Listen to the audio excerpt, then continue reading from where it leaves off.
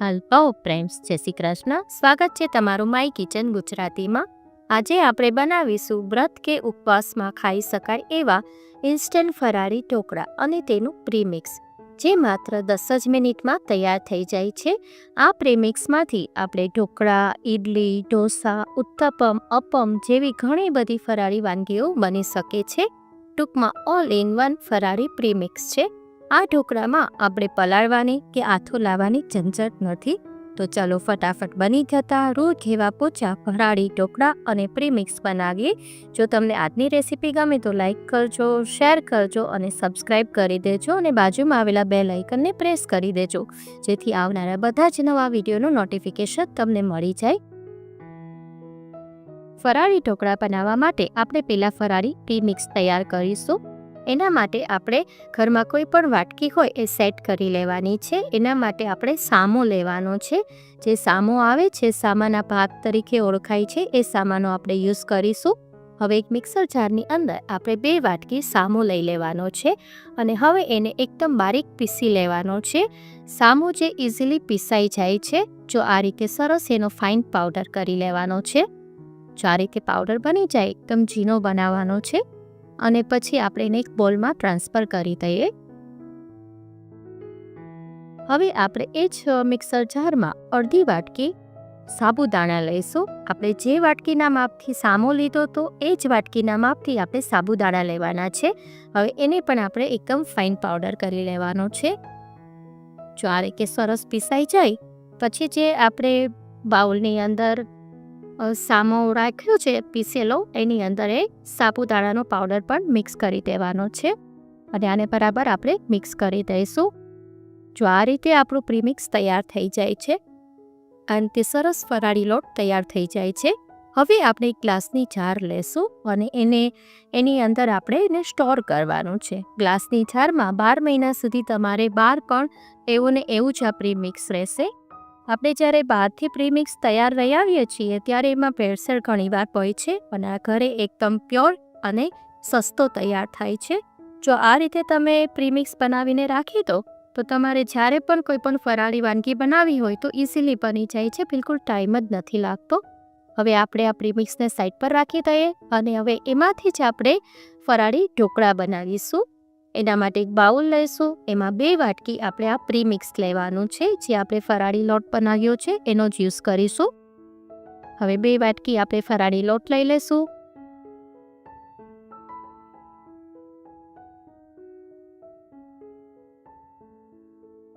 હવે એની અંદર આપણે થોડા મસાલા એડ કરવાના છે. 1 ચમચી મીઠું, અહીંયા મેં સિંધાલું મીઠુંનો યુઝ કર્યો છે. ત્યારબાદ એની અંદર 2 લીલા મરચાંને એકદમ બારીક સુધારીને લઈ લેવાના છે અને 1 ચમચી આદુની પેસ્ટ લઈશું.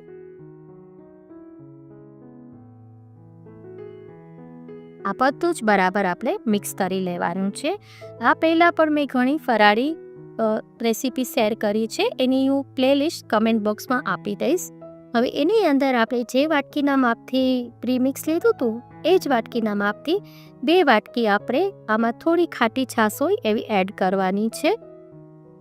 હવે 2 વાટકી છાશ એડ કરી અને આપણે બરાબર મિક્સ કરી લેવાનું છે. પછી જોશે તો આપણે વધારે ઉમેરીશું, પણ અત્યારે 2 વાટકી આપણે ઉમેરીશું. પછી આ રીતે સરસ એકદમ હલાવી લેવાનું છે અને એમાં ગાંઠા ના રહે એ ટાઈપને એકદમ મિક્સ કરી લેવાનું છે. બેટર બનાવી લેવાનું છે એનું. આમાં તમે જે પણ કોઈ ફરાળમાં ચીજ ના ખાતા હોય તમે સ્કીપ કરી શકો છો. હવે એને એકદમ ફટાફટ હલાવી અને આ રીતે રાખી દેવાનું છે. હવે એની અંદર આપણે 2 ચમચી તેલ ઉમેરીશું. તેલ ઉમેરવાથી ઢોકળા આપણા ડ્રાય નહીં થાય. ઘણીવાર ઢોકળા ખાવા ટાઈમે ડ્રાય લાગતા હોય છે, એ નહીં લાગે એટલે આપણે 2 ચમચી આમાં તેલ ઉમેરવાનું છે. પછી જો આ ટાઈપનું બેટર તૈયાર કરી લેવાનું છે. હવે એને આપણે ઢાંકી અને 10 થી 20 મિનિટ માટે આપણે એને રાખી દઈશું. જે રીતનો ટાઈમ હોય એ રીતે તમારે રાખવાનું છે, પણ એટલીસ્ટ 10 મિનિટ રાખી દેજો એટલે રવો સરસ ફૂલી જશે. હવે બાજુમાં આપણે સ્ટીમરને ગરમ કરવા રાખી દઈએ અને પ્લેટને તેલથી ગ્રીસ કરી લઈએ. હવે જે આપણું બેટર છે એની અંદર આપણે 1 પાઉચ ઈનો ઉમેરીશું. જે ફ્રૂટ સોલ્ટ આવે છે તે ઉમેરી દેવાનું છે અને 1 ચમચી એના ઉપર પાણી ઉમેરીશું, જેથી ઈનો સરસ એક્ટિવેટ થઈ જશે.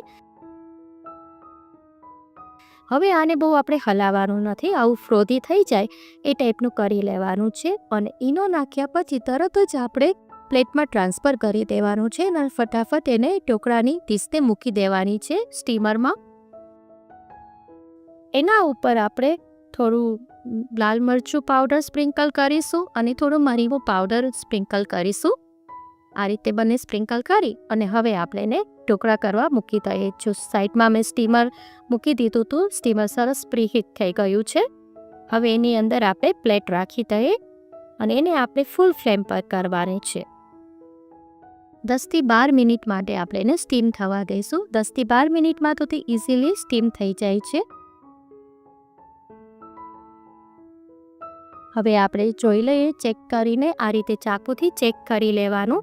જો નાઈફ એકદમ ક્લિયર નીકળે તો આપણા ઢોકળા સરસ પાકી ગયા છે. અને જો થોડું ચોટે એવું લાગે તો તમારે એને પાછું 2 મિનિટ માટે સ્ટીમ કરી લેવાનું. હવે આ પ્લેટને આપણે 5 મિનિટ માટે ઠંડી થવા દેવાની છે. આમાં તરત કટ નથી પાડવાના, નહીં તો ઢોકળા ચીકણા થઈ જશે. હવે આપણે એક કઢાઈ લઈશું અને એમાં 2 ચમચી તેલ લઈશું. તેલ ગરમ થાય એટલે 1 ચમચી જીરું ઉમેરીશું. જીરું થોડું ઉપર આવે એટલે 2 નંગ લીલા મરચાં ઉમેરી દઈશું.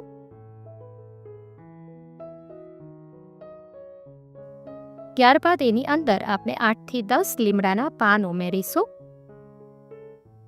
અને 2 ચમચી તલ ઉમેરીશું. તલ એકદમ આ રીતે થવા લાગે ત્યાં સુધી આપણે કે થવા દેવાનું છે.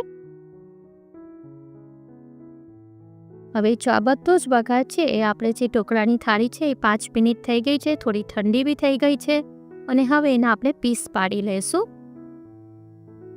હવે એના ઉપર આપણે બધો જ વઘાર રેડી દેવાનો છે.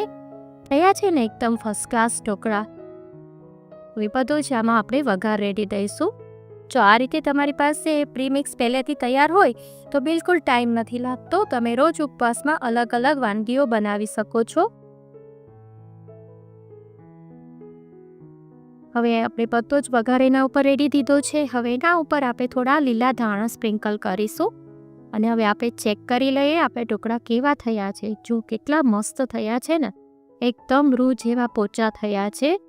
જે વ્રત નહીં કરતા હોય એ પણ આ ઢોકળા ખાવાનું પસંદ કરશે. એટલા મસ્ત બને છે, એકદમ સોફ્ટ તૈયાર થાય છે. જો હવે આપણા ઢોકળા સરસ તૈયાર થઈ ગયા છે. હવે આમાં તમારે જેટલી વાટકી પ્રીમિક્સ લીધું હોય એટલી જ વાટકી સામે થોડી ખાટી છાશ લેવાની છે અને એ રીતે એ ઇઝીલી બની જાય છે. જો કેટલા મસ્ત બન્યા છે, એકદમ સોફ્ટ તૈયાર થાય છે, ફૂલ જાળીદાર તૈયાર થયા છે.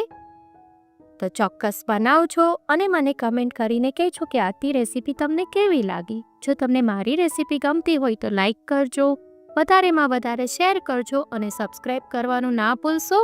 ફરી મળીશું એક નવી જ રેસીપી સાથે. Till then bye bye.